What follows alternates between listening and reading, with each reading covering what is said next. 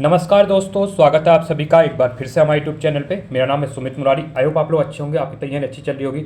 देखिए, आपके लिए जो मैंने यहाँ पे एनसीईआरटी सार संग्रह वन लाइनर महेश वर्णवाल जी की जो स्टार्ट की थी सीरीज, इसका आज पॉलिटी का पार्ट रहेगा 4। इससे पहले 3 पार्ट आ चुके हैं, लिस्ट बनी हुई है, आप जाके वीडियोज़ को देख सकते हैं। वन लाइनर फॉर्म में हम चीज़ों को कवर कर रहे हैं जो कि एग्जाम पे आपके जो वन डे एग्जाम होते हैं उसमें जो क्वेश्चन आते हैं, ठीक है। तो उसके लिए आप काफ़ी हेल्पफुल रहने वाले रिवीजन के तौर पे। साथ में आप इसको देख के आधे घंटे में आप पूरा 4 से 5 चैप्टर कवर कर लेते हैं, ठीक है। चलो स्टार्ट करते हैं। अगला चैप्टर है यहाँ पे राज्य विधानमंडल, स्टेट लेजिस्लेचर। देखिए, भारत में राज्य विधानमंडलों का उच्च सदन काउंसिल ऑफ स्टेट कौन होता है? विधान परिषद होता है। जैसे आपका लोकसभा और राज्यसभा होते हैं, ठीक है। तो इसी प्रकार राज्यसभा जो होती है वो अपर हाउस होती है। तो यहाँ पर भी स्टेट में कह सकते हैं कि विधान परिषद क्या होती है? अपर हाउस होती है, ठीक है। तो यहाँ पे देखिए, ये भी आपके सभी स्टेट में नहीं है, 6 राज्यों में है विधान परिषद बस। राज्य के वित्तीय लेखों पर कौन नियंत्रण रखता है? तो ये कैग रखता है, नियंत्रण एवं महालेखा परीक्षक।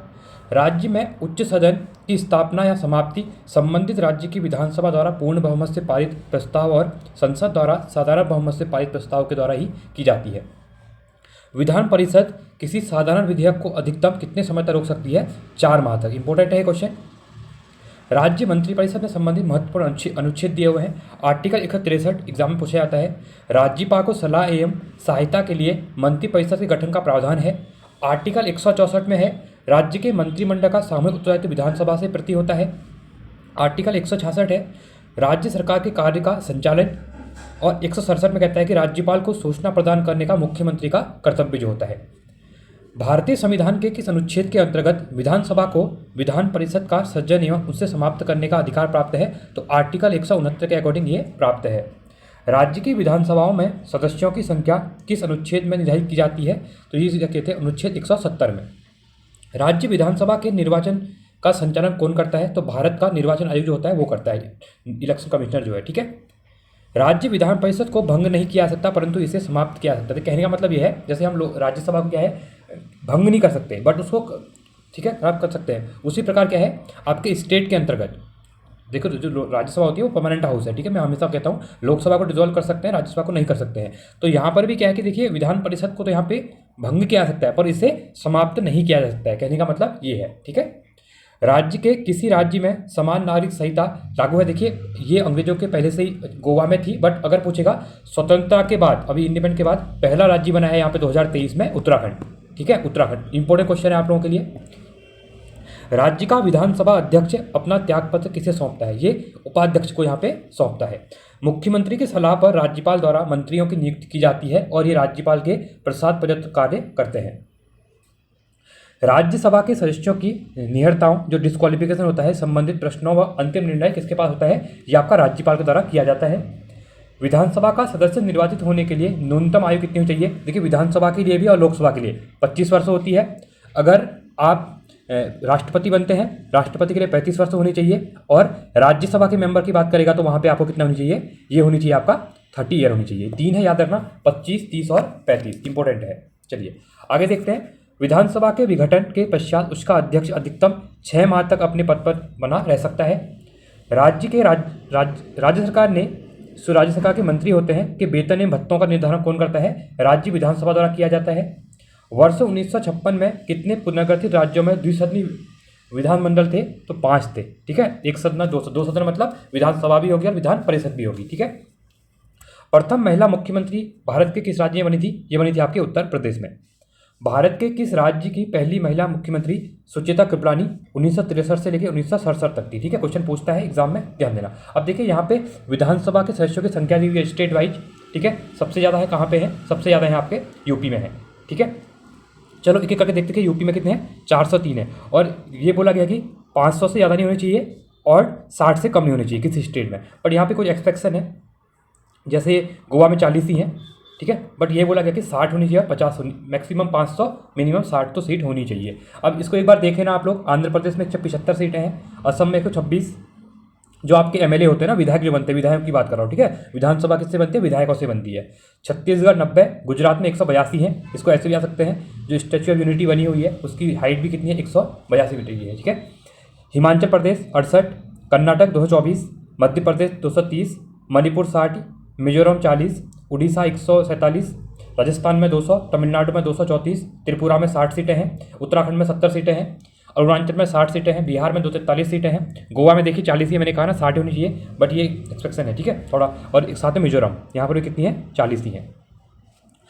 हरियाणा में 90 हैं, झारखंड में 81 हैं। ये तो आप न्यूज़ भी सुनते होंगे, तो जहाँ पे इलेक्शन होते हैं तो कहा जाता है ना इतनी सीटों पे बीजेपी जीती, इतनी मेजोरिटी है सरकार की।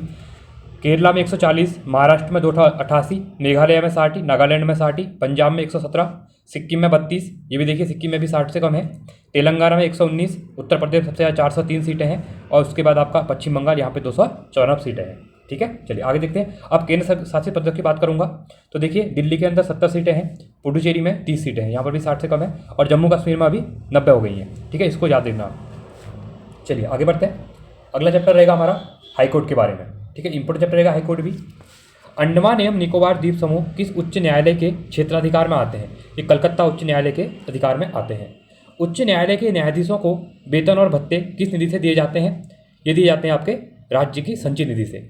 उच्चतम न्यायालय के निर्णय से पूर्ण किस उच्च न्यायालय ने यह निर्णय दिया कि एक ही बार में 3 तलाक गैर कानूनी है? तो ये सुप्रीम कोर्ट से पहले इलाहाबाद जो हाईकोर्ट है उसके द्वारा भी ये पहले बोल दिया गया था, और सुप्रीम कोर्ट के द्वारा 5 अगस्त 2019 को ये जजमेंट आया था। ये डेट याद रखना आप लोग, ठीक है, क्वेश्चन पूछता है बार बार। न्यायाधीशों को हटाने की प्रक्रिया 3 सदस्यीय समिति होती है, जिसमें कौन कौन होते हैं? भारत के मुख्य न्यायाधीश होते हैं, चीफ जस्टिस ऑफ इंडिया होते हैं, उच्चतम न्यायालय का कोई वरिष्ठतम न्यायाधीश होता है, साथ में उच्च न्यायालय का मुख्य न्यायाधीश होता है, और एक प्रख्यात विधिवेता होता है। एक उच्च न्यायालय का न्यायाधीश अपना त्यागपत्र किसे संबोधित करता है? ये राष्ट्रपति को संबोधित करता है। उच्च न्यायालय के न्यायाधीशों की सेनावृत्ति की 62 होती है, और वही अगर हम सुप्रीम कोर्ट की बात करेंगे तो कितनी होती है? 65 होती है, ठीक है। जब सर्वोच्च न्यायालय किसी व्यक्ति अथवा संस्था को उसके दायित्व के निर्वहन हेतु रिट जारी करता है तो उस लेख को क्या कहते हैं? इसको मेमोंडस कहते हैं, परामर्श को हिंदी में कहते हैं, ठीक है। मेमोंडस 5 टाइप की रिट होती है, आर्टिकल 32 की तरह आपने देखा होगा, ठीक है। भारत में उच्च न्यायालयों की कुल संख्या कितनी है? 25 उच्च न्यायालय हैं अभी। संपत्ति का अधिकार वर्तमान में एक लीगल राइट है जिसकी रक्षा के लिए उच्च न्यायालय रिट जारी कर सकता है। राज्य के उच्च न्यायालय का मुख्य क्षेत्राधिकार के अंतर्गत कौन सा अधिकार नहीं है? तो परामर्श संबंधी क्षेत्राधिकार नहीं है। अधिस्थापित न्यायालयों जो सबऑर्डिनेट कोर्ट होते हैं आपके की कार्य पद्धति का परीक्षण कौन याचिका करती है? ये आपका सेंचुरी करती है, ठीक है। सेंचुरी होती है उत्प्रेरण जिसे कहते हैं, उत्प्रेषण, ठीक है। मूल अधिकारों का संरक्षण उच्च न्यायालय और उच्चतम न्यायालय दोनों की अधिकारिता में आता है। भारत के संविधान के अनुसार जिला न्यायाधीश जो डिस्ट्रिक्ट जज होते हैं के अंतर्गत कौन से सम्मिलित नहीं होते हैं? तो जो ट्रिब्यूनल जज होते हैं, ठीक है, ये इसमें सम्मिलित नहीं होते हैं। निवारक निरोध प्रिवेंटिव डिटेंशन के अंतर्गत एक व्यक्ति को बिना मुकदमा चलाए कितने समय तक बंदी बनाकर रखा जा सकता है? 3 माह तक, उससे ज़्यादा नहीं बना सकते हैं, ठीक है। चलिए अब यहाँ पे इंपॉर्टेंट आर्टिकल, क्योंकि एग्जाम में आपने देखा है उच्चतम न्यायालय, हाईकोर्ट और सुप्रीम कोर्ट से आर्टिकल पूछे जाते हैं। देखिए आर्टिकल 214 जो है राज्यों के उच्च न्यायालय की व्यवस्था के बारे में बात की गई है। आर्टिकल 215 में बात करता है कि उच्च न्यायालय अभिलेख के न्यायालय के रूप में। आर्टिकल 216 बहुत इंपॉर्टेंट है, उच्च न्यायालय का गठन। 217 में कहता है कि उच्च न्यायालय के न्यायाधीश पद के लिए नियुक्ति तथा अर्हताएँ। 218 कहता है उच्च न्यायालय में उच्चतम न्यायालय संबंधित कुछ प्रावधानों को लागू होना। 219 में कहता है कि उच्च न्यायालयों के न्यायाधीशों की शपथ ग्रहण।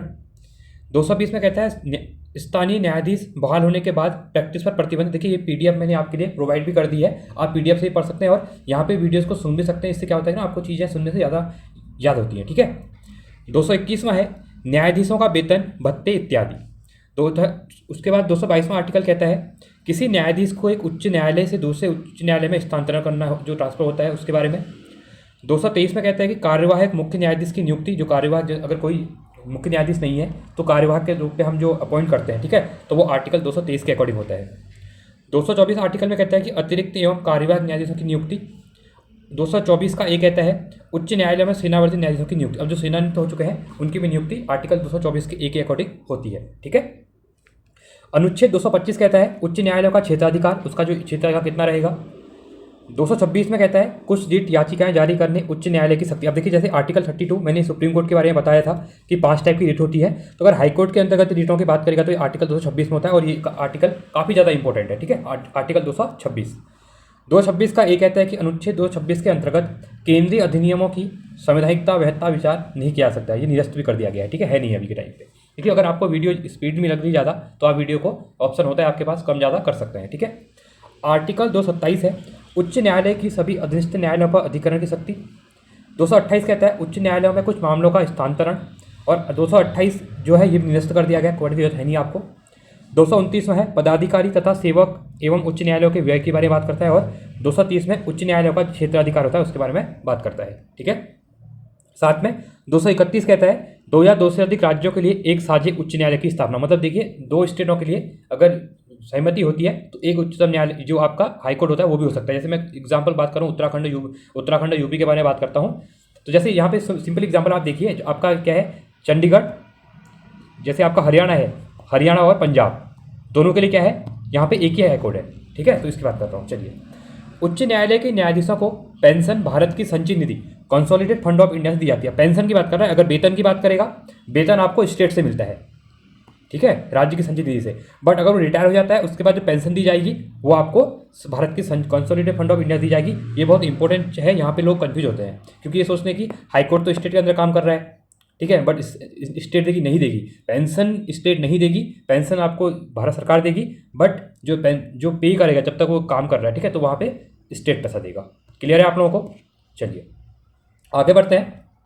अब देखिए यहाँ पे जो पीठ दिए हुए इंपॉर्टेंट है, क्वेश्चन यहाँ से ही पूछता है। उच्च न्यायालय दिए हुए हैं, साथ में पीठ अवस्थिति क्षेत्राधिकार, उनका क्षेत्राधिकार कहाँ तक है और उनकी जो सेकेंडरी पीठ होती है वो कहाँ कहाँ बैठती है। जैसे सबसे पहले उच्चतम न्यायालय कौन सा बना था आपका, कोलकाता का बना था 1862 में।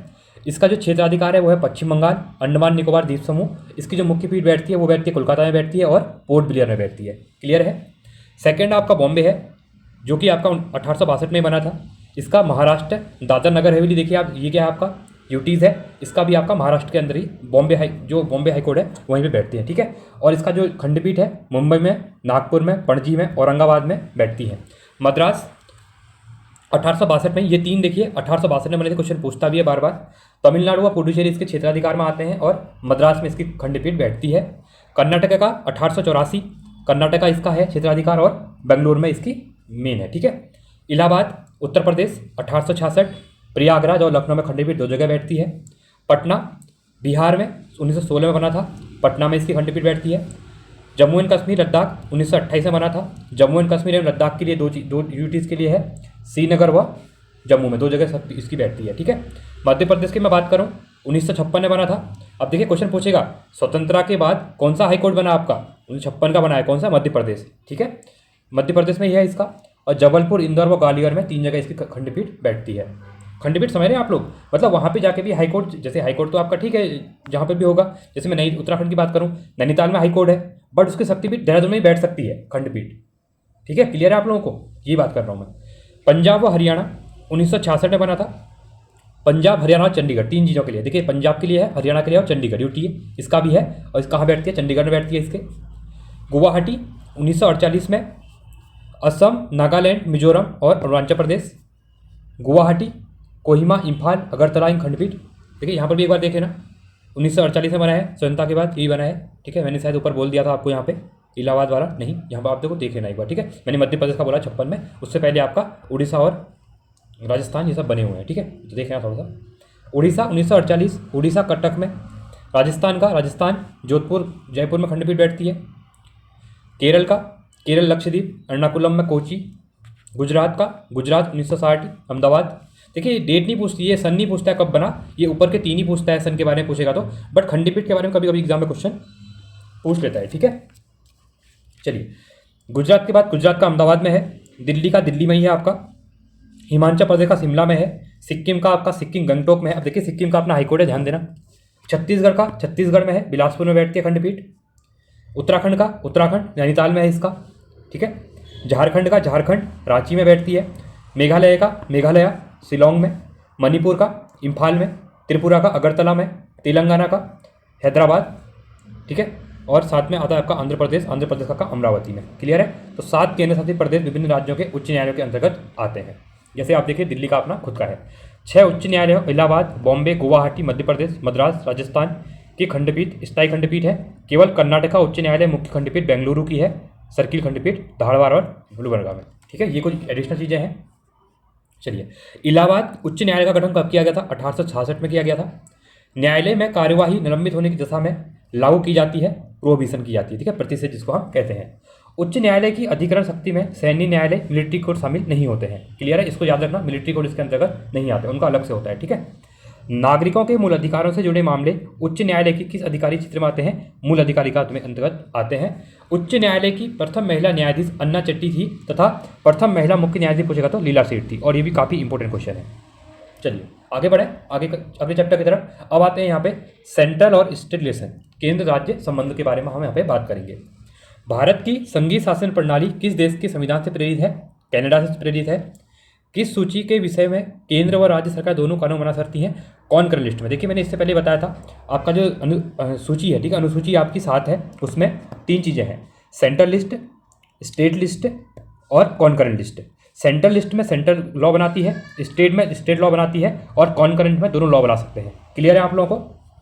तो वही यहाँ पे बोला गया है ऊपर, किस सूची के विषयों पर केंद्र व राज्य सरकारें दोनों कानून बना सकती हैं? तो समवर्ती सूची में। केंद्र राज्य संबंध किस अनुसूची में है? 7वीं अनुसूची में है। केंद्र राज्य संबंधों पर वर्ष 1971 में राजमन्नार समिति का गठन किस आयोग राज्य के द्वारा किया गया था? देखिए क्वेश्चन पूछता है राजमन्नार समिति का जो संबंध है किससे है, तो वो सेंट्रल और स्टेट संबंध से है। बहुत याद इंपॉर्टेंट है, इंपॉर्टेंट याद रखना। और कब बनी थी? 1971 में बनी थी, और कहाँ बनी थी? तमिलनाडु में बनी थी। क्षेत्रीय परिषदों, रीजनल काउंसिल का सर्जन किसके माध्यम से किया गया है? संसदीय कानून के द्वारा किया गया है। अंतर्राज्यीय परिषद, इंटर स्टेट काउंसिल का उपबंध किस आर्टिकल में? इंपॉर्टेंट है ये भी, 263, ठीक है।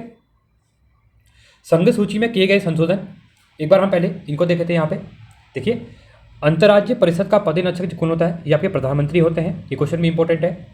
संघ द्वारा कौन सा कर लगाया गया हुआ वसूला जाता है तथा संघ तथा राज्यों में बांटा जाता है? तो कृषि आय के अतिरिक्त आय पर जो कर लगता है उसमें दोनों क्या करते हैं? यहाँ पे बांट लेते हैं, ठीक है।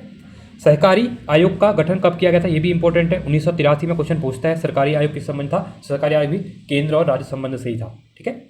संविधान के किस अनुच्छेद में प्रावधान किया गया कि विधि के अधिकार, अथॉरिटी ऑफ लॉ के बिना न तो कोई कर लगाया सकता है और न ही एकत्रित किया जा सकता है? ये आर्टिकल नंबर 265 में लिखा हुआ है, ठीक है। देखिए अब यहाँ पे संघ सूची में किए गए संशोधन के बारे में देखे थे एक बार।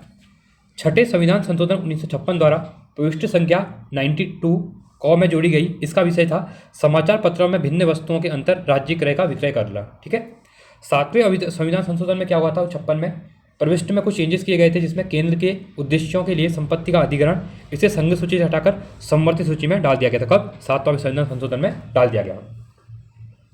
42वां संविधान संशोधन हुआ था 1976 में। इसमें बोला गया था कि इसमें प्रविष्टि 2 का जोड़ी गई, जिसमें कहा इसका संबंध किसी राज्य में केंद्र के सशस्त्र बलों की नियुक्ति से है। सशस्त्र बल जो होते हैं आपके एसएसबी, एलटीबीपी होते हैं ना, इनके जो नियुक्ति होती है उसके रिलेटेड था ये, ठीक है। कहीं भी स्टेट में सेंट्रल गवर्नमेंट कर सकती है इनको। 46वां संविधान संशोधन हुआ था 1982 में। इसमें क्या किया गया था? इसका संबंध अंतर्राज्यीय व्यापार या वाणिज्य के दौरान होने वाले माल के पारेषण से पर कर से था। और 88वां संशोधन हुआ था 2003 में, जिसमें कहा गया था, इसमें जोड़ा गया 92 का गौ, इसका संबंध सेवा कर, सर्विस टैक्स से था, ठीक है। रेडियो एवं दूरदर्शन के विज्ञापनों पर कर कौन लगाता है? ये राज्य सरकार लगाती है। भारतीय संविधान का अनुच्छेद 249 राज्य सूची के विषयों के संबंध में संसद की विधायी शक्तियों से संबंधित है। केंद्र तथा राज्यों के मध्य शक्तियों का विभाजन किस अनुच्छेद के अंतर्गत होता है? 245 और 246 के अंतर्गत होता है। केंद्र सरकार जल विवादों के समाधान के लिए ट्रिब्यूनल की स्थापना भी कर सकती है, ठीक है। जल विवाद, जो नदियों का जल विवाद होता है ना, उससे रिलेटेड की बात कर रहे हैं कि सरकार क्या कर सकती है? यहाँ पे न्यायाधिकरण, ट्रिब्यूनल की स्थापना भी कर सकती है, ठीक है। अब यहाँ पे कुछ इंपॉर्टेंट चीज़ें हैं। संघीय कर, संघ सूची प्रविष्टि दिए हुए हैं। आयकर, कृषि को छोड़कर, सीमा शुल्क, निर्यात शुल्क सहित, तंबाकू और अन्य वस्तुओं पर उत्पाद जैसे अल्कोहलिक जो प्रोडक्ट होते हैं इनके ऊपर, निगम कर, कॉर्पोरेट टैक्स, व्यक्तियों तथा कर्मियों की संपत्तियों की पूंजी पर कर, कृषि भूमि को छोड़कर, ठीक है। संपदा शुल्क, कृषि भूमि भिन्न संपत्ति पर, संपत्ति के उत्तराधिकार पर शुल्क, रेल, समुद्र तथा या वायुमार्ग पर ले जाने वाले वस्तुओं के यात्रियों पर सीमा कर, स्टॉक एक्सचेंज तथा वायदा बाजार, फ्यूचर मार्केट जो होती है, स्टॉक शुल्क, साथ में समाचार पत्रों के क्रय विक्रय तथा इससे प्रकाशित विज्ञापनों पर कर, समाचार पत्रों से भिन्न वस्तुओं के क्रय विक्रय पर कर, माल के पारेषण पर कर और सेवाओं पर कर, ठीक है। चलिए कुछ चीज़ें और, अब हमने सैन्य के देख लिए, अब हम राज्य के कर देख लेते हैं एक बार।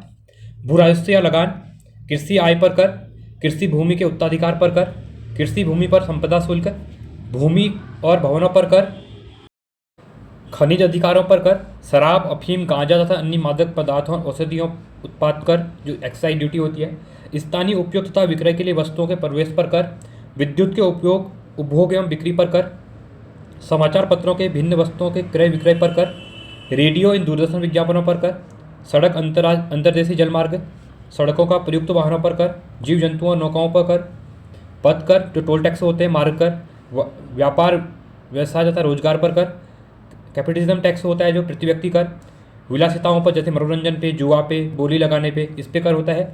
जैसे आपने देखा है ना, जो आप लोग ड्रीम इलेवन पे मैच लगाते होंगे, ठीक है, वो देखिए ये जुए हैं टाइप से, ठीक है, इनके ऊपर लत नहीं लगानी चाहिए, वो तो मैं आपको एग्जाम्पल दे रहा हूँ, ठीक है। तो इसमें आप लगाते हैं तो आपने देखा है ना 30% सरकार टैक्स काट लेती है, तो ये चीज़ें होती हैं, ठीक है। स्टाम्प शुल्क जो होता है, उपयुक्त विषयों में से किसी के संबंध में शुल्क किंतु उसमें न्यायालय के लिया जाने वाला शुल्क शामिल नहीं है।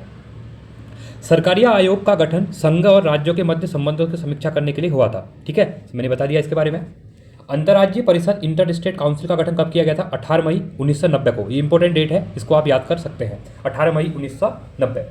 केंद्र राज्य संबंधों को विशेष रूप से किस संबंध में म्यूनिसिपल संबंध कहा जाता है? वित्तीय मामलों के राज्य पर केंद्र के नियंत्रण में संदर्भ में, ठीक है। चलिए अब देखिए आयोग एवं समितियां, बहुत इंपॉर्टेंट स्लाइड रहने वाली है, तो ध्यान से करना आप लोग। केंद्र राज्य संबंधों पर विचार करने के लिए समय समय पर विभिन्न आयोग एवं समितियों का गठन किया जाता है। जैसे आपकी राजमन्नार समिति थी, 1969 में बनी थी, जिसके अध्यक्ष कौन थे? डीपी मन्नार, इनके नाम पे मन्नार समिति पड़ी। सरकारिया आयोग 1983 में बनता है, रणजीत सिंह सरकारिया। अब देखिए यहाँ पे एक चीज़ है ना, ये राजमन्नार हो गया, सरकारिया हो गया, प्रशासनिक सुधार आयोग हो गया, सीतलवाड़ समिति हो गया और पूंछी आयोग। ये 5 के 5 क्या हैं? सेंट्रल स्टेट रिलेशन के बारे में है। ये क्वेश्चन पूछता है, ये प्रशासनिक सुधार आयोग किसके लिए था? सेंट्रल स्टेट के लिए था, जिसके मुरारजी देसाई थे 1966 में। ये क्वेश्चन तो बार बार एग्जाम में पूछता जाता है। सीतलवाड़ समिति का संबंध किससे था? सेंट्रल स्टेट रिलेशन से था। MC सीतलवाड़ इसके अध्यक्ष थे, ठीक है। पुंछी आयोग पूछेगा कब बना? 2007 में बना। मदन मोहन पुंछी इसके अध्यक्ष थे। किसके लिए था? सेंट्रल स्टेट रिलेशन के लिए था। क्लियर है आप लोगों को? केंद्र राज्य संबंध, ठीक है। ये बहुत इंपॉर्टेंट स्लाइड है, बच्चों को ध्यान में नहीं आती है, इसलिए मैं बार बार रिपीट करवा रहा हूँ क्योंकि आपके दिमाग में चीज़ें बैठ जाएं, ठीक है। और क्वेश्चन में ये 5, कोई भी 5 दिखे, जैसे पूछे आप सीधे केंद्र और राज्य संबंध में जाके क्या करेंगे? टिक करेंगे। अनुच्छेद 312 के अंतर्गत राज्यसभा में उपस्थित और मतदान करने वाले सदस्यों के 2/3 बहुमत से पारित प्रस्ताव द्वारा संसद को किसी अन्य अखिल भारतीय सेवा के सृजन का अधिकार दिया जाता है। कहने का मतलब यह सिंपल भाषा में समझाऊं, जो अखिल भारतीय सेवाएं 3 है अभी हमारी, IAS, IPS और IFS, ठीक है, फॉरेन सर्विसेज। अब इसमें देखिए 3 चीज़ें हैं। अब इसमें कह रहा है कि नई अखिल भारतीय सेवा अगर कोई ऐड करनी है, जैसे मैं एग्जाम्पल बात करता हूँ, इंडियन जुडिशियल सर्विस अभी ऐड नहीं हुई है, बट इसके ऊपर बात चलती है बार बार, ठीक है, कि जो जुडिशियरी भी है उसको UPSC के अंतर्गत मतलब एग्जाम कराए और ये एक ऑल इंडिया सर्विसेज बन जाए। तो जैसे इसको ऐड करना होगा तो इसके लिए क्या कह रहा है कि ये राज्यसभा में, नॉट लोकसभा, राज्यसभा में उपस्थित मतदान करने वाले सदस्यों में जो मतदान करते हैं 2/3 बहुमत से पारित करके प्रस्ताव लाया जाएगा। उसके बाद ही कोई नई अखिल भारतीय सेवा यहाँ पे बनाई जाएगी। क्लियर है? ये मैंने आपको बहुत प्यार से समझाया है, ये आपको आई थिंक क्लियर हो गया होगा, ठीक है। अभी के टाइम पे 3 ही है हमारी अखिल भारतीय सेवाएं, ठीक है, ऑल इंडिया सर्विसेज जो होती हैं IAS, IPS और FS, ठीक है। तो यहाँ पे ये जो है क्लियर हो जाएगा आपको। ये अभी ऐड नहीं हुई है, ठीक है, ये मैं सोचा कि ऐड हुई है, मैं आपको एग्जाम्पल दे रहा हूँ, इसके बारे में बात चलती है बार बार, ठीक है, कि जो जुडिशियल सर्विसेज है उसको भी यहाँ पे ऐड करना चाहिए करके। चलिए देखिए आपको यहाँ पे मैं ये नहीं कि मैं 1 लाइन फॉर्म में पढ़ा रहा हूँ, मैं आपको चीज़ें जो क्लियर करवानी है वो क्लियर भी करवा रहा हूँ, ठीक है। एग्जाम यही पूछता है इस टाइप से, आपने देखा आप लोग एग्जाम देते हैं तो ये स्लाइड से आपको काफ़ी हेल्प मिलने वाली है यहाँ पे, ठीक है। तो इसलिए अगर आपको अच्छा लगता है, ये सीरीज अच्छी लग रही है, तो आप इसको कमेंट कर सकते हैं, आपके लिए कमेंट खुला हुआ है। इससे क्या मुझे भी मोटिवेशन मिलता है, और साथ में वीडियो को लाइक कीजिए और अपने दोस्तों के साथ भी वीडियो को शेयर कीजिए, ठीक है। चलिए, भारतीय संविधान के किस भाग में केंद्र राज्य विधायी संबंधों का विवरण दिया गया है? ठीक है, देख रहा भाग इसमें दिया हुआ है। चलिए 11, जल संबंधी विवादों का न्याय निर्णय किस अनुच्छेद में किया जाता है? अनुच्छेद 262। अब देखिए जल विवाद कह रहा है, जल संबंधी, जैसे कावेरी डिस्प्यूट है, ठीक है, इस 4 स्टेट आपस में लड़ते हैं पानी के लिए, कम ज़्यादा दे दिया करके, इसके बारे में। प्रधानमंत्री की अनुपस्थिति में अंतर्राज्यीय परिषद की अध्यक्षता उसके द्वारा नियुक्त कैबिनेट स्तर के मंत्री द्वारा की जाती है, ठीक है। यह सुझाव किस समिति ने दिया था कि राज्यपाल के प्रसाद पर्याप्त राज्य मंत्री परिषद के पद धारित करने से संबंधित प्रावधान समाप्त कर दिए जाए? तो राय-मन्नार समिति ने भी ये दिया था, ठीक है। भारतीय संविधान में संघ और राज्यों के प्रशासनिक संबंधों का उल्लेख किस अनुच्छेद में दिया गया है? आर्टिकल नंबर 256 से लेकर आर्टिकल नंबर 263 तक दिया गया है। इंटर स्टेट काउंसिल के गठन का प्रावधान किस अनुच्छेद में है? आर्टिकल 263 में। ये मैंने आपको 12 बता दिया है क्योंकि ये आर्टिकल पूछता है बार बार, ठीक है। अनुच्छेद 262 के अंतर्गत प्रदत्त शक्तियों के प्रयोग से संसद द्वारा नदी बोर्ड अधिनियम 1956 तथा अंतर्राज्यीय जल विवाद अधिनियम 1956 पारित किया गया। जल विवाद अधिनियम 1956 के अंतर्गत केंद्र सरकार ऐसे विवादों के समाधान के लिए एक ट्रिब्यूनल की स्थापना कर सकती है। जैसे मैंने बताया आपको, जो आपका कावेरी डिस्प्यूट है, ठीक है, तमिलनाडु हो गया या फिर केरला, ये आपस में लड़ते रहते हैं इसके बारे में, ठीक है, तो पानी कम छोड़ता है, क्योंकि जो कावेरी जाती है तो ये क्वेश्चन पूछता है, इसलिए मैं आपसे करवा रहा हूँ। केंद्र सरकार द्वारा राज्यों को संचार साधनों के निर्माण एवं रखरखाव संबंधी निर्देश किस अनुच्छेद के अंतर्गत दिए जाते हैं? अनुच्छेद 257 में दिया गया इसके बारे में। तत्कालीन प्रधानमंत्री श्री विजयनाथ प्रताप सिंह की अध्यक्षता में अंतर्राज्यीय परिषद की प्रथम बैठक 10 अक्टूबर 1990 को की गई थी। चलिए आगे बढ़ते हैं, और यहाँ पे अब देखिए इंपॉर्टेंट चीज़ें हैं, ठीक है। राज्य संबंधी संघ और राज्य संबंध है, भाग 11 और 12 में अनुच्छेद 245 से 253 यहाँ आप रजिस्टर टाइप दिया हुआ है, इससे आप चीज़ों को और क्लियर कर सकेंगे, ठीक है। देखिए विधायी संबंध दिए हुए हैं, प्रशासनिक संबंध दिए हुए हैं और वित्तीय संबंध दिए हुए हैं, तीनों टाइप से दिए हैं, ठीक है। विधायी के संबंध क्या होते हैं सेंट्रल स्टेट में, प्रशासनिक संबंध क्या रहेंगे और वित्तीय संबंध क्या रहेंगे यहाँ पे, ठीक है। देखिए पहले हम एक एक करके चीज़ों को देखते हैं, इंपोर्टेंट स्लाइड रहने वाली है, ठीक है, यहाँ से आपको चीज़ और क्लियर हो जाएंगी। देखिए अनुच्छेद 245 के संसद और राज्य विधायिका द्वारा बनाए गए कानूनों का विस्तार करना। आर्टिकल 246 में संसद और राज्य विधायिका द्वारा बनाए गए विशेष कानूनों के मामले कानून है। 47 में बात करता है कोई निश्चित अतिरिक्त न्यायालयों के गठन हेतु संसद की शक्ति। 249 में कहता है संसद द्वारा राष्ट्रीय हित में राज्य सूची के किसी विषय पर विधान के निर्माण हेतु राज्यसभा द्वारा पहल। अनुच्छेद 250 आपातकाल के दौरान राज्य सूची के किसी विषय पर विधि निर्माण की संसद में शक्ति। अनुच्छेद 251 कहता है अनुच्छेद 249 और अनुच्छेद 250 के अधीन संसद द्वारा निर्मित विधि के असंगत होने की स्थिति में राज्य विधि पर वरीयता दी जाएगी। अनुच्छेद 252 में 2 या 2 से अधिक राज्यों के लिए उनकी सहमति से विधि बनाने की संसद की शक्ति और उस विधि को किसी अन्य राज्य द्वारा अंगीकार किया जाना। अनुच्छेद 253 कहता है अंतर्राष्ट्रीय करारों को प्रभावी बनाने के लिए विधान निर्मित करने की संसद की जो शक्ति होती है। अनुच्छेद 254 कहता है संसद द्वारा बनाई गई विधियों और राज्य विधानमंडल द्वारा बनाई गई विधियों में असंगति की स्थिति में संसद द्वारा बनाई गई विधि प्रभावी होगी। और अनुच्छेद 255 कहता है सिफारिशों और पूर्व मंजूरी के बारे में अपेक्षाओं को केवल प्रक्रिया का विषय मानना और इस आधार पर उसे खारिज करना। ये क्या है? आपकी विधायी शक्तियाँ हैं, ठीक है, विधायी संबंध जो है। अब देखिए अगला बात कर प्रशासनिक सेवा की हम बात करेंगे प्रशासनिक संबंध के बारे में।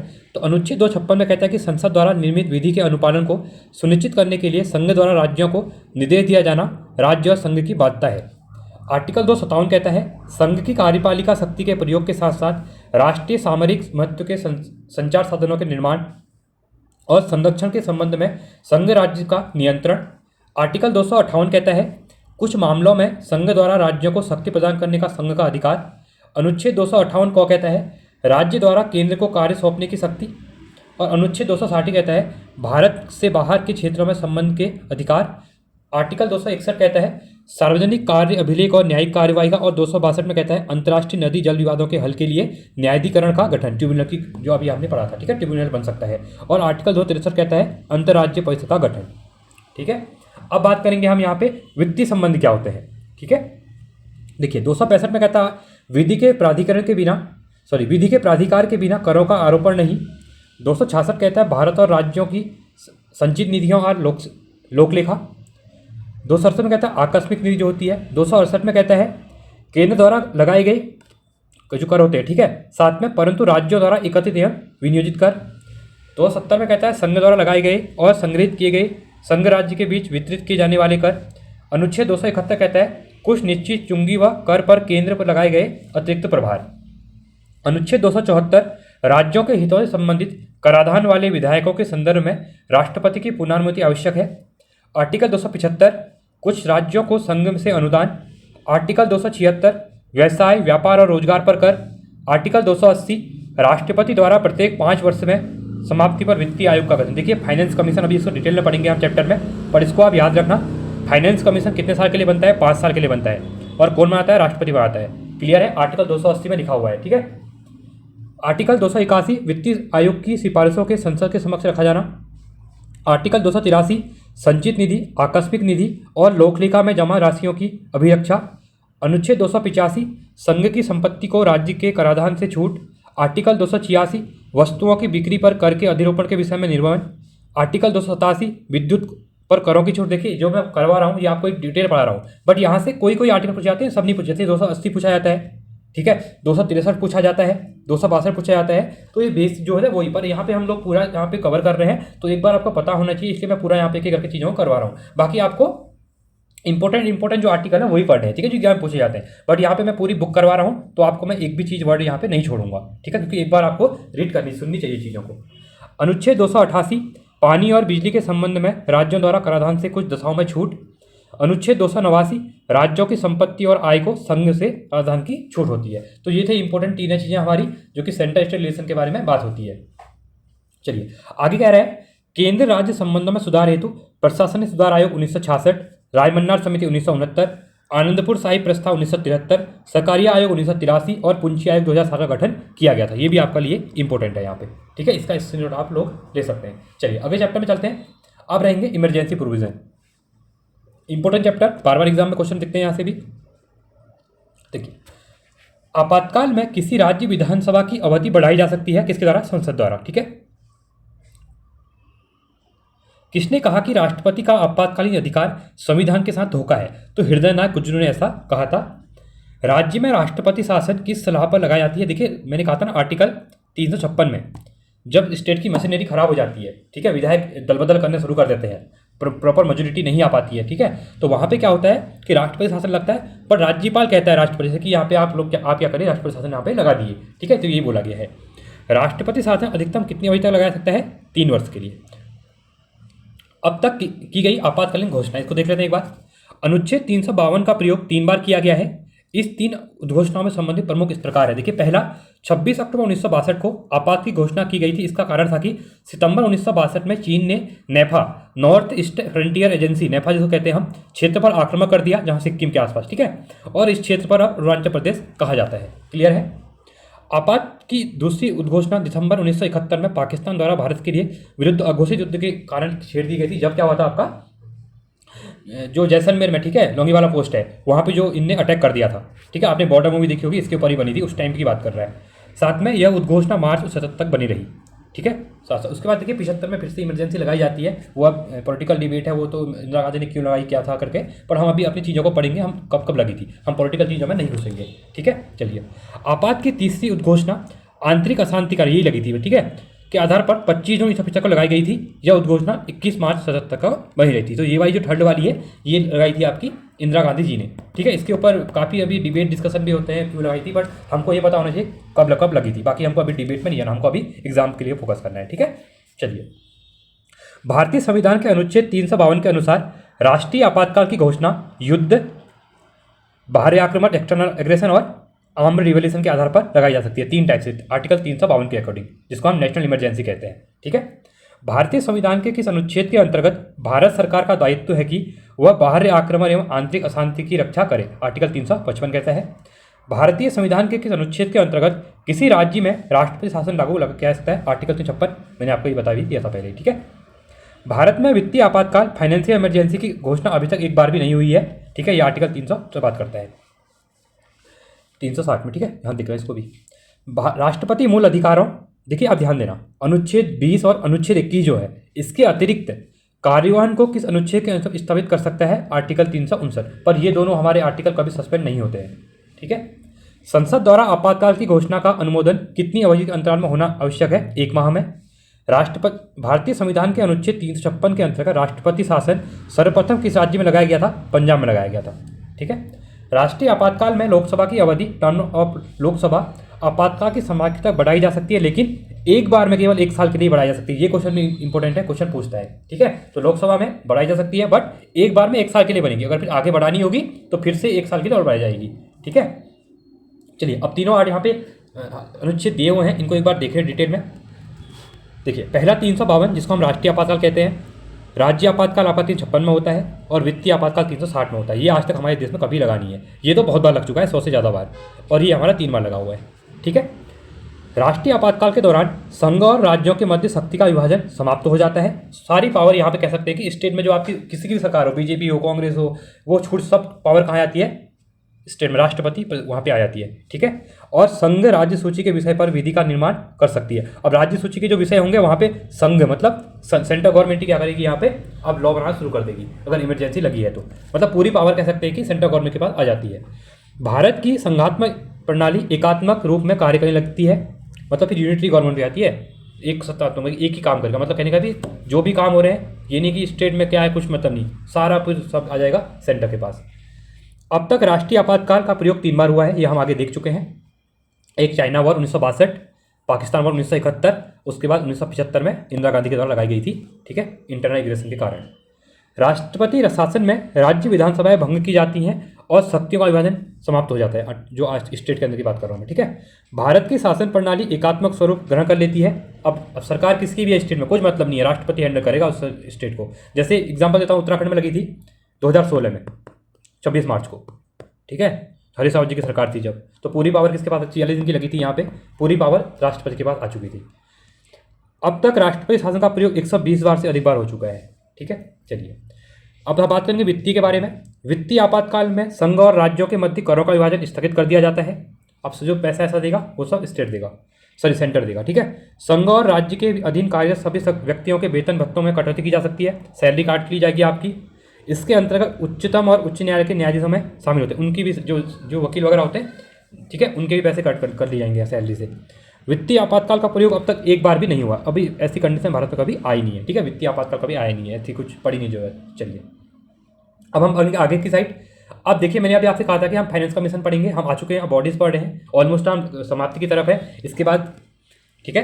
अब हमारा पॉलिटी समाप्त होने वाला है यहाँ पे। वित्तीय आपातकाल, फाइनेंस कमीशन जो होता है, वित्तीय आपातकाल नहीं वित्त आयोग, ठीक है, सॉरी वो स्लिप ऑफ टंग कभी कभी हो जाता है, जो हम पढ़े थे अभी तक वही दिमाग में घूम रहा है। तो वित्त आयोग, फाइनेंस कमीशन, आर्टिकल 280 5 साल के लिए बनती है। कौन बनाता है? प्रेसिडेंट, राष्ट्रपति बनाता है। क्लियर है? ये तो क्लियर है आपको। चलो आगे बढ़ेंगे हम। अब देखिए, अध्यक्ष सार्वजनिक कार्यों का अनुभव रखने वाला व्यक्ति होना चाहिए। वित्त की संरचना जो होती है आयोग की, अब कौन को होने चाहिए? पहला, सदस्य कौन होना चाहिए? उच्च न्यायालय के न्यायाधीशों की योग्यता रखने वाला कोई व्यक्ति होना चाहिए। साथ में सरकार के वित्तीय एवं लेखाओं का ज्ञान रखने वाला व्यक्ति होना चाहिए एक तो। तीसरा, वित्तीय और प्रशासनिक मामलों का अनुभव रखने वाला व्यक्ति होना चाहिए। चौथा, आर्थिक मामलों का विशेष व्यक्ति होना चाहिए, इकोनॉमिक जो जानता है अच्छे से, ठीक है। अब चीज़ें देखेंगे आगे। अब यहाँ से इंपॉर्टेंट क्वेश्चन बनेंगे। वित्त आयोग द्वारा की गई सिफारिशों को संसद सदन के समक्ष रखवाता है भारत का राष्ट्रपति। भारत में वित्त आयोग का गठन किस अनुच्छेद के तहत किया जाता है? आर्टिकल 280 के तहत किया जाता है। वित्त आयोग का कार्यकाल टेन्योर कितना होता है? 5 साल का होता है। वित्त आयोग के अध्यक्ष के अतिरिक्त कुल कितने सदस्य होते हैं? देखिए 4, मैंने बोला ना, वित्त आयोग के अध्यक्ष अतिरिक्त कुल कितने? अध्यक्ष तो एक होगा, बाकी 4 होंगे, टोटल मिला के 5 होते हैं। क्लियर है? तो यही हमें देखा, एक आपका अध्यक्ष था, 1 2 3 4, कितने हो गए? 4 प्लस 1 ये वाला 5। क्लियर है? चलिए अब देखिए, वित्त आयोग जो बने हैं आज तक उनके सबके दिए हुए। अब पहला याद रख लो, पहला 1951 में केसी नियोगी जी थे, ठीक है, 1952-57 तक, इसको याद रख लो। और लास्ट रख लो, एक बार स्क्रीनशॉट लेके आप देखें ना, बट मैं सभी को एक्सप्लेन नहीं कर रहा हूँ। अभी देख लेते हैं 16वां वित्त आयोग चल रहा है अभी। देखिए 15वां आयोग, ये लेटेस्ट बुक है, अभी कह रहा हूँ, देखिए ये लेटेस्ट बुक है आपके लिए। अभी बहुत से बच्चे कहते हैं पुरानी बुक नहीं, देखिए 16वां वित्त आयोग दे दिया है। अगर 16वां नहीं होता तो ये पुरानी बुक कह सकते थे। तो इससे पहले NK सिंह जी थे 15वें, ठीक है, इनका कार्यकाल खत्म हो चुका है अब यहाँ पे। और नए बने जो वो बने 16वें, अरविंद पनगड़िया जी, जो कि इनका कार्यकाल शुरू होगा 1/4/2026 से लेके 5 तक के लिए, ठीक है, पर अपॉइंट कर दिए गए हैं अभी। क्लियर है आप लोगों को? चलिए आगे देखते हैं। भारत में केंद्र राज्य के मध्य वित्तीय संबंध किसकी संतुष्टि पर निभाए होते हैं? वित्त आयोग के द्वारा। वित्त आयोग का मुख्य कार्य केंद्रीय करों में राज्यों के भाग तथा केंद्र द्वारा राज्यों के लिए दी जाने वाली वित्तीय सहायता से निर्धारित करता है। केंद्र एवं राज्यों के मध्य वित्तीय विवादों का समाधान किस संस्था के द्वारा किया जाता है? वित्त आयोग के द्वारा किया जाता है। केंद्र की समेकित निधि कंसोलिडेटेड फंड्स में राज्यों को राजस्व की सहायता हेतु ग्रांट देने वाले सिद्धांतों की अनुशंसा कौन करता है? अथॉरिटी करती है, ये वित्त आयोग करती है, ठीक है। इसलिए बहुत इंपॉर्टेंट बॉडी है वित्त आयोग की, पैसे से ही सब कुछ चलता है, ठीक है। सामान्य रूप से भारत में प्रति 5 वर्ष बाद वित्त आयोग की नियुक्ति केंद्रीय अनुदान और संघ के राजस्वों के राज्यों का अंश निर्धारित करने के लिए की जाती है। भारत की संचित निधि कंसोलिडेटेड फंड ऑफ इंडिया में से राज्यों के राजस्व में सहायता अनुदान ग्रांट इन एड को कौन विनियमित करता है? ये वित्त आयोग करता है आपका। 15वें वित्त आयोग की सिफारिशों के अनुसार केंद्रीय करों के विभाज्य पूल के राज्यों का हिस्सा कितना था? 41% था, क्योंकि बाद में घटा दिया गया था, क्योंकि फिर राज्य की जगह जो जम्मू एंड कश्मीर राज्य था 2019 के बाद क्या हुआ था, वो यूटी बन गया था, तो कुछ परसेंट यहाँ पे कमी कर दी गई थी, ठीक है। वर्ष 2021 से लेकर 2026 के लिए केंद्रीय करों के विभाजन पूल के राज्यों की हिस्सेदारी हेतु निर्धारित मापदंडों में से कौन नए मापदंड शामिल किए गए हैं? ये क्वेश्चन पूछ सकता है। 2 नए मापदंड यहाँ पे यूज किए गए थे, इंपॉर्टेंट है, ठीक है। एक था जनसांख्यिकीय प्रदर्शन, डेमोग्राफिक प्रिविलेंस जो था, परफॉर्मेंस जो था, और साथ में कराधान प्रयास, टैक्स एफर्ट, क्वेश्चन पूछेगा, ध्यान देना, दो चीज़ें थी, जनसांख्यिकीय प्रदर्शन और साथ में कराधान प्रयास। समितिक रंजन पांडे को 16वें वित्त आयोग का सचिव नियुक्त किया गया, ये भी इंपॉर्टेंट है। और अध्यक्ष पूछेगा तो अरविंद पनगड़िया जी है। ठीक है। भारत में प्रथम वित्त आयोग का गठन 1951 में किया गया था, तथा इसके अध्यक्ष के सी नियोगी जी थे। ठीक है। अब अभी आप पढ़ेंगे तो एक बार देख लेना 12वें अध्यक्ष कौन थे, क्योंकि रंगराजन जी के बारे में बहुत पूछता है। 13वें कौन थे, एक बार इनको केलकर जी, इनको देख लेना एक बार, तो ये आप लोग देख सकते हैं। ठीक है। आगे बढ़ते हैं हम नीति आयोग के बारे में। हम नीति आयोग भी इंपॉर्टेंट बॉडी है। देखिए, योजना आयोग की स्थापना हुई कब हुई थी, 15 मार्च 1950 को। बट अभी क्या हुआ, 1 जनवरी 2015 को योजना आयोग को रिप्लेस करके नीति आयोग बना दिया गया। ठीक है।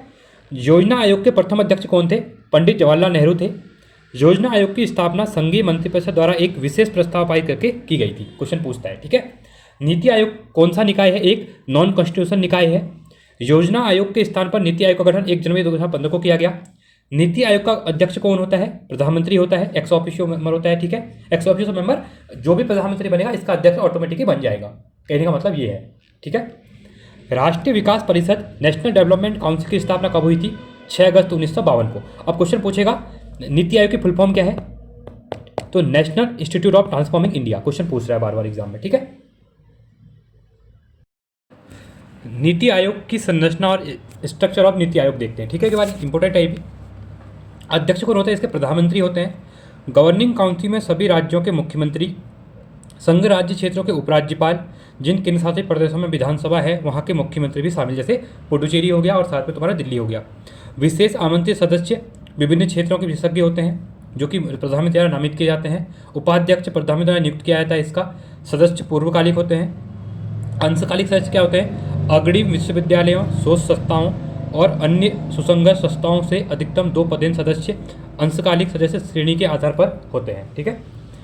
पदेन अध्यक्ष सदस्य कौन होते हैं, केंद्रीय मंत्रिपरिषद में अधिकतम 4 सदस्य प्रधानमंत्री द्वारा नामित किए जाते हैं। ये भी मुख्य कार्यकारी अधिकारी, भारत सरकार के सचिव स्तर का अधिकारी, निश्चित कार्यकाल हेतु प्रधानमंत्री द्वारा नियुक्त किया जाता है। सचिवालय आवश्यकता के अनुसार स्थापना होगी इसकी। विशिष्ट मुद्दों और ऐसे आकस्मिक मामले जिनका संबंध एक से अधिक राज्यों या क्षेत्रों से हो को देखने के लिए क्षेत्रीय परिषदें, ये परिषदें विशिष्ट कार्यकाल के लिए बनाई जाएंगी। ठीक है। नीति आयोग के उद्देश्य आर्थिक नियोजन और नीति निर्माण में से राष्ट्रीय सुरक्षा को सुनिश्चित करना, ये भी इंपॉर्टेंट यहाँ पे लाइन लिखी हुई है। अब देखिए, राष्ट्रीय विकास परिषद के अध्यक्ष कौन होते हैं, भारत का प्रधानमंत्री होता है। नीति आयोग के उपाध्यक्ष को भारत सरकार के वरीयता क्रम में कौन सा दर्जा दिया जाता है, भारत सरकार के कैबिनेट मंत्री का दर्जा यहाँ पे दिया जाता है। ठीक है। नीति आयोग तथा राज्य सरकारों के मध्य समन्वयकर्ता कॉन्सोलिडेटर का कार्य कौन करता है, राष्ट्रीय विकास परिषद यहाँ पे करता है। तो भारतीय यहाँ पे देखिए, राष्ट्रीय भारत परिवर्तन संस्था निर्माण 1 जनवरी 2015 को किया गया था, यही मतलब। ठीक है। नेशनल इंस्टीट्यूट ट्रांसफॉर्मिंग इंडिया जो है आपका नीति आयोग की फुल फॉर्म है हिंदी में। पूर्ववर्ती योजना आयोग था पहले इसका नाम। अधिकार क्षेत्र भारत सरकार, मुख्यालय नई दिल्ली में है। अध्यक्ष प्रधानमंत्री होते हैं। उपाध्यक्ष डॉक्टर सुमन के बेरी, मुख्य कार्यकारी अधिकारी VR सुब्रमण्यम, और वेबसाइट है इसकी नीति.government.in है। योजना आयोग ने संघ का स्थान ले लिया है और हमारा देश अनेक अर्थों में एकल प्रणाली की तरह कार्य कर रहा है, यह कथन इसका है, के संथानम का ये कथन है। ठीक है। अब देखिए, यहाँ पे वरीयता क्रम दिया हुआ है, टेबल ऑफ प्रेसिडेंस दिया हुआ है। राष्ट्रपति, उपराष्ट्रपति, प्रधानमंत्री, अपने राज्यों के राज्यपाल, सबसे बड़ा क्रम बता रहा है वरीयता का क्रम। ठीक है। सबसे बड़ा राष्ट्रपति होता है, फिर उपराष्ट्रपति, प्रधानमंत्री, अपने राज्यों के राज्यपाल, पूर्व राष्ट्रपति जो होते हैं, उप प्रधानमंत्री, भारत के मुख्य न्यायाधीश एवं लोकसभा अध्यक्ष, संघीय कैबिनेट मंत्री एवं अपने अपने राज्यों के मुख्यमंत्री, उपाध्यक्ष नीति आयोग, पूर्व प्रधानमंत्री, राज्यसभा एवं लोकसभा विपक्ष के नेता, भारत में सम्मानित व्यक्ति, अपने अपने राज्यों के बाहर राज्यों के राज्यपाल, उच्चतम न्यायालयों के न्यायाधीश, अध्यक्ष लोक सेवा आयोग, मुख्य चुनाव आयुक्त, भारत के नियंत्रण एवं महालेखा परीक्षक और राज्य के सभा उपसभापति। ठीक है। नया भारत @75 के लिए कार्यनीति किसके द्वारा जारी की जाती है, नीति आयोग के द्वारा, ये भी इंपॉर्टेंट है। तो ये था हमारा पार्ट 4। आई होप आपको वीडियो पसंद आई होगी। वीडियो पसंद आई तो वीडियो को लाइक कीजिए, चैनल को सब्सक्राइब कीजिए और दोस्तों वीडियो को शेयर कीजिए। साथ में आप टेलीग्राम चैनल जुड़ सकते हैं, यहाँ पे इंपॉर्टेंट अपडेट जो होती है आपको मिलती रहती है, साथ PDF वगैरह मिल जाती है बुक्स की। और इसके पेज अब देखिए, पॉलिटी के हमारे कितने 4 चैप्टर पूरे हो चुके हैं। एक पार्ट इसमें और आएगा जिसमें हम पूरा पॉलिटी यहाँ पे क्या करेंगे, कवर कर देंगे। ठीक है। और साथ में प्लेलिस्ट बनी हुई है, इन प्लेलिस्ट में जाके आप वीडियोज़ को देख सकते हैं। चलिए आज के लिए इतना ही। Thanks for watching. जय हिंद, वंदे मातरम।